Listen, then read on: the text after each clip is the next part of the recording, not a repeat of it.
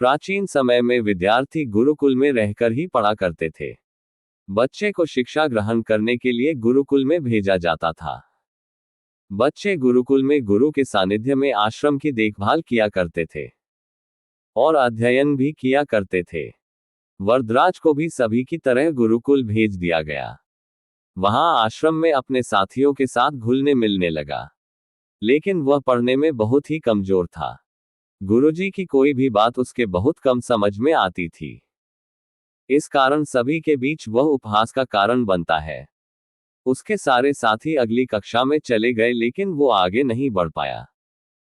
गुरुजी जी ने भी आखिर हार मानकर उससे बोला, बेटा वरदराज, मैंने सारे प्रयास करके देख लिए हैं।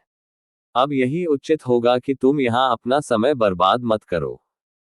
अपने घर चले जाओ और घर वालों की काम में मदद करो। वरदराज ने भी सोचा कि शायद विद्या मेरी किस्मत में नहीं है, और भारी मन से गुरुकुल से घर के लिए निकल गया। दोपहर का समय था।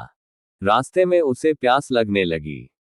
इधर उधर देखने पर उसने पाया कि थोड़ी दूर पर ही कुछ महिलाएं कुएं से पानी भर रही थी। वह कुएं के पास गया।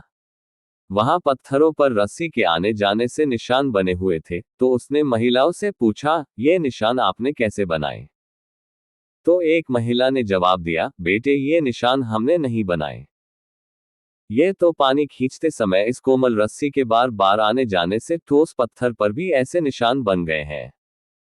वरदराज सोच में पड़ गया।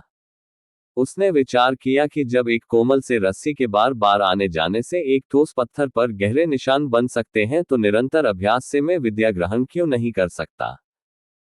वरदराज ढेर सारे उत्साह के साथ वापस गुरुकुल आया और अथक कड़ी मेहनत की।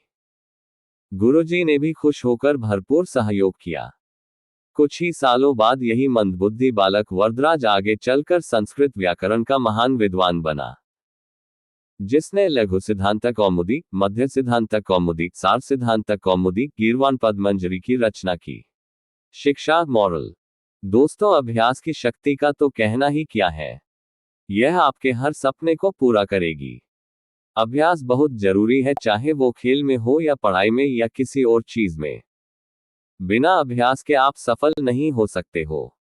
अगर आप बिना अभ्यास के केवल किस्मत के भरोसे बैठे रहोगे, तो आखिर में आपको पछतावे के सिवा और कुछ हाथ नहीं लगेगा।